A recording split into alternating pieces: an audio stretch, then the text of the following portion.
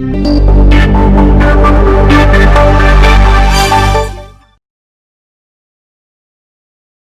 Friends, N K online learning में आपका स्वागत है। मैं हूं संजय गुप्ता और आप देख रहे हैं सी लैंग्वेज वीडियो सीरीज। हाँ, स्ट्रिंग। तो स्ट्रिंग क्या होता है पहले वो समझते हैं। अगर हम डेफिनेशन की बात करें तो string is basically a collection of characters which is terminated by null character in C. So जब भी आपको अपना name, email ID, password, address, ऐसी इंफॉर्मेशन जो कि अल्फा न्यूमेरिक हो सकती है, जिसमें डिजिट्स भी हो सकते हैं, कैरेक्टर्स भी हो सकते हैं, या सिर्फ कैरेक्टर्स लाइक अल्फ़ाबेट्स, आपका नाम जो आप रीड करेंगे उसमें सारे अल्फ़ाबेट्स होंगे। अगर हम ईमेल आईडी की बात करें तो उसमें अल्फ़ाबेट्स भी होंगे, स्पेशल सिंबल्स भी होंगे, डिजिट्स भी हो सकते हैं। तो अगर इस तरह की मिक्स्ड इन्फॉर्मेशन आपको रीड करनी है तो उसको रीड करने के लिए हम सी में एक फीचर अवेलेबल है स्ट्रिंग, उसको यूज कर सकते हैं। तो string is basically a collection of characters which is terminated by null character, और नल को रिप्रेजेंट करते हैं \0 से, राइट। तो कलेक्शन ऑफ कैरेक्टर्स, कैरेक्टर्स तीन टाइप के होते हैं, alphabets, digits and third is special symbol. तो इन तीनों के कॉम्बिनेशन से अगर आपको कोई वैल्यू स्टोर करानी है तो उसके लिए जो वेरिएबल आप यूज करेंगे वो स्ट्रिंग टाइप का होना जरूरी है। तो अब उसको कैसे डिक्लेयर करते हैं वो देखते हैं। तो उसके लिए डेटा टाइप यूज करेंगे कैर, CHAR, then name of string and than size.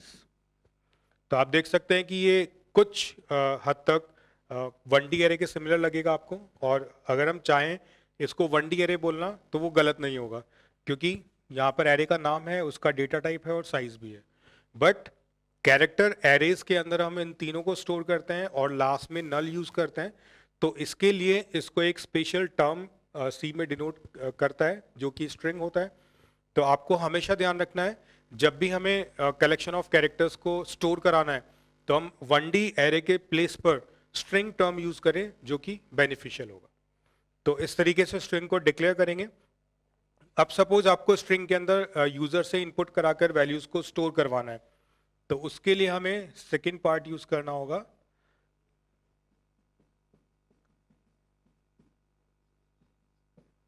जिसको इस तरीके से लिखेंगे scanf।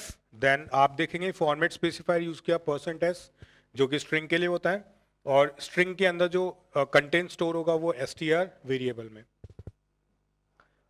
इसी के साथ हम एक और फंक्शन यूज कर सकते हैं जो है गेटिस। गेटिस में आपको सिर्फ स्ट्रिंग का नेम पास करना है, क्योंकि गेटिस सिर्फ और सिर्फ स्ट्रिंग को रीड करता है, जबकि scanf इंट, फ्लोट, कैरेक्टर और स्ट्रिंग चारों टाइप की वैल्यू को। दोनों में डिफरेंस क्या होता है, ये स्पेस पर टर्मिनेट हो जाता है, ठीक है। तो आप बोल सकते हैं टर्मिनेटेड बाय स्पेस, जबकि इट कैन इंक्लूड स्पेसेस, ठीक है। अब अगर स्कैनफ के थ्रू मैं अपना नाम रीड करता हूं संजय, और मैंने दिया स्पेस और गुप्ता, ठीक है, तो स्कैनफ सिर्फ कितना पार्ट रीड करेगा, संजय। वो स्पेस पर टर्मिनेट हो जाएगा, तो स्पेस और उसके बाद वाला पार्ट रीड नहीं हो पाएगा। अगर कंप्लीट स्ट्रिंग को रीड करना है जिसमें स्पेस भी अवेलेबल हो तो आप क्या यूज करेंगे, गेटिस। तो अगर सेम नेम को गेटिस के थ्रू रीड करेंगे तो वो Sanjay space Gupta complete string को रीड करेगा और उसको किसमें स्टोर कर देगा, str में।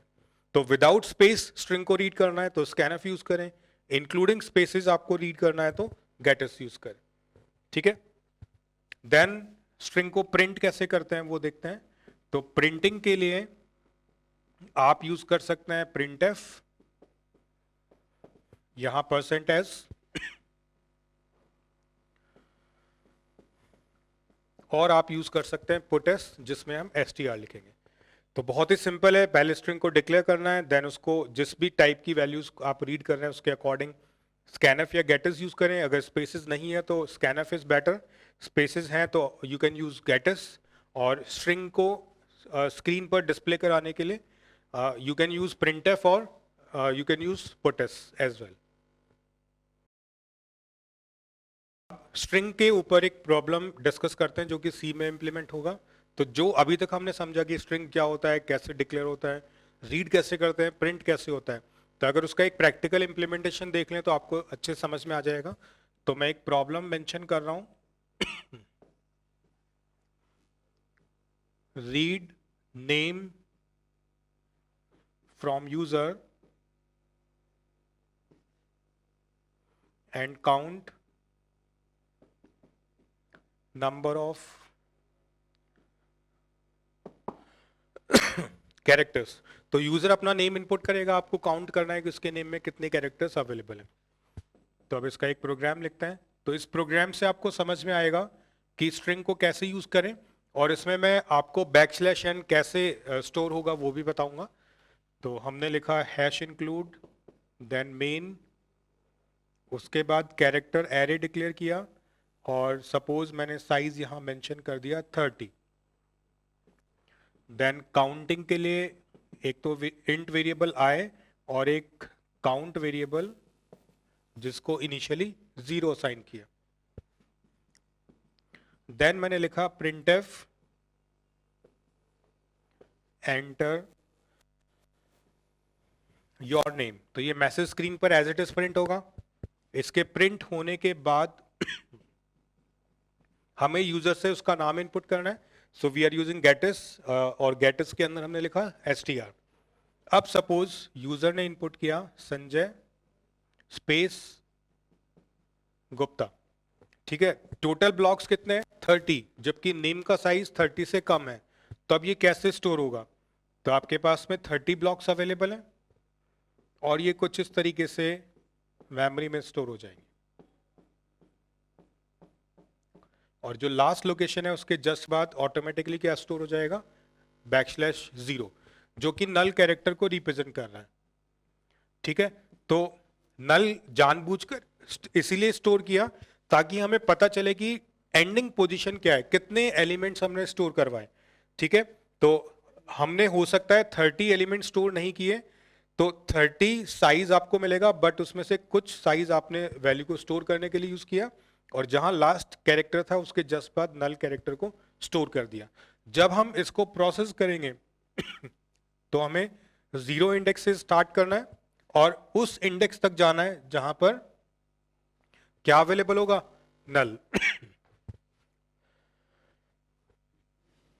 तो अपनी प्रॉब्लम है काउंट नंबर ऑफ कैरेक्टर्स, तो उससे पहले का पार्ट हम इंप्लीमेंट कर चुके हैं जो बोल रहा है रीड नेम फ्रॉम यूजर, तो वो इससे हो जाएगा। तो जब भी आपको स्ट्रिंग रीड करना है तो प्रिंटफ और गेटस यूज करें। अब हम काउंटिंग करेंगे।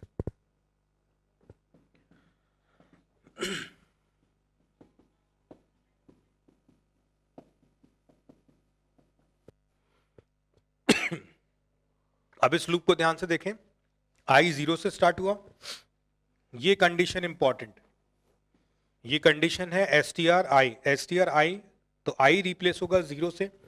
तो अभी देखेंगे str 0 इंडेक्स पर क्या अवेलेबल है, s, क्या वो नल के इक्वल है, नहीं, तो इट मींस कंडीशन ट्रू हो जाएगा, और हमें क्या करना है, काउंट वेरिएबल की वैल्यू को प्लस प्लस, ठीक है। तो काउंट 0 से 1 होगा, फिर i प्लस प्लस होकर 0 से 1 हो जाएगा।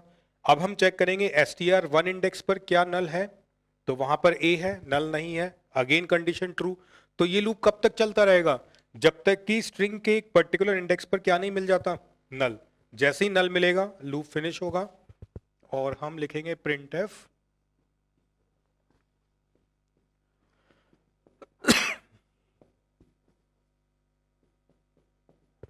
Count equals to %d and count variable, ठीक है। तो इस तरीके से हमने यूजर से इनपुट लिया स्ट्रिंग को, देन उसको नल तक रोटेट किया, काउंट किया कितने कैरेक्टर्स अवेलेबल है, और लूप फिनिश होने के बाद इसको प्रिंट कर दिया। तो इस तरीके से जब भी आपको यूजर से इनपुट लेना है तो आप स्ट्रिंग का गेटस फंक्शन यूज करें जो कि स्पेस के साथ वैल्यूज को रीड करेगा। आप उसको प्रोसेस करेंगे तो उसके लिए आपको ये लूप यूज करना होगा, ये कंडीशन लिखेंगे, नल का इंपॉर्टेंस, ताकि आपको पता चले कि लास्ट कैरेक्टर किस पोजीशन पर अवेलेबल है, तो इसलिए हमेशा नल को ध्यान रखें। तो अब ये जो थ्योरेटिकल इम्प्लीमेंटेशन आपने यहाँ देखा, अब इसको प्रैक्टिकली इम्प्लीमेंट करके देखते हैं कि ये कैसे एग्जीक्यूट होगा। सो स्ट्रिंग को अब प्रैक्टिकली इम्प्लीमेंट करते हैं। तो स्ट्रिंग का जो प्रोग्राम जो काउंट करेगा कितने कैरेक्टर्स इनपुट हुए, वो थियोरेटिकली समझने के बाद अब इसका प्रैक्टिकल इम्प्लीमेंटेशन देखते हैं। तो सबसे पहले एक header file stdio.h, then second conio.h, then main function, and main के अंदर पूरा कोड लिखा जाएगा। तो सबसे पहले एक कैरेक्टर एरे डिक्लेयर कर रहा हूँ str, size is 30, then integer variable I and count variable जो इनिशियलाइज हुआ 0 से, देन यूज़र से इनपुट कराने के लिए printf enter your name, user से इनपुट कराने के लिए गेटिस, जो नेम इनपुट होगा वो str में स्टोर हो जाएगा। अब हमें एक लूप इटरेट करना है जो कि नल तक चलेगा। तो नल हमें कभी भी स्टोर नहीं करना होता है, जैसे ही आप स्ट्रिंग इनपुट कराएंगे नल ऑटोमेटिकली स्टोर हो जाएगा और वो कहीं भी डिस्प्ले नहीं होगा, क्योंकि हम लूप जो इटरेट करेंगे वो नल पर जाकर स्टॉप हो जाता है। तो लूप लिखा i equals to 0, then str of i not equals to null. तो नल को इम्प्लीमेंट करेंगे सिंगल कोट्स के अंदर because it is a character, and semicolon के बाद i plus plus bracket close, then count plus plus. तो जितनी बार ये लूप रिपीट होगा या जब तक नल नहीं आ जाता तब तक ये लूप रिपीट होगा, तो काउंट भी ऑटोमेटिकली इंक्रीज होगा। जैसे ही नल मिलेगा स्टॉप हो जाएगा और लूप फिनिश होने के बाद हम जो काउंट वेरिएबल है उसकी वैल्यू को प्रिंट करा सकते हैं। तो काउंट एक इंटीजर वेरिएबल है इसलिए मैंने %d यूज़ किया, then get ch। Variable declare करने के बाद हम cl और scr प्रिंट करेंगे, सॉरी यूज़ करेंगे। तो ये कंप्लीट प्रोग्राम इम्प्लीमेंट हुआ, इसको सेव किया, कंपाइल किया, कोई एरर नहीं है। अब इसको रन करते हैं। तो रन करने के लिए मैं अपना फुल नेम इनपुट कर रहा हूँ, संजय गुप्ता। तो आप काउंट करेंगे, संजय में 6 कैरेक्टर हैं, देन गुप्ता में 5 एंड एक स्पेस, टोटल 12। तो आउटपुट 12 प्रिंट हुआ। अगर हम इसको फिर से रन करते हैं और अगर मैं इनपुट करता हूँ संजय कुमार गुप्ता, तो इसमें 6 + 5 + 5 16 एंड 2 स्पेसेस, टोटल 18। तो यहाँ पर 18 कैरेक्टर्स प्रिंट हुए। सो इस तरीके से आपने देखा कि स्ट्रिंग को कैसे इनपुट कराते हैं और कैसे हम उसको इटरेट करेंगे ताकि कोई भी कैलकुलेशन परफॉर्म कर पाएँ।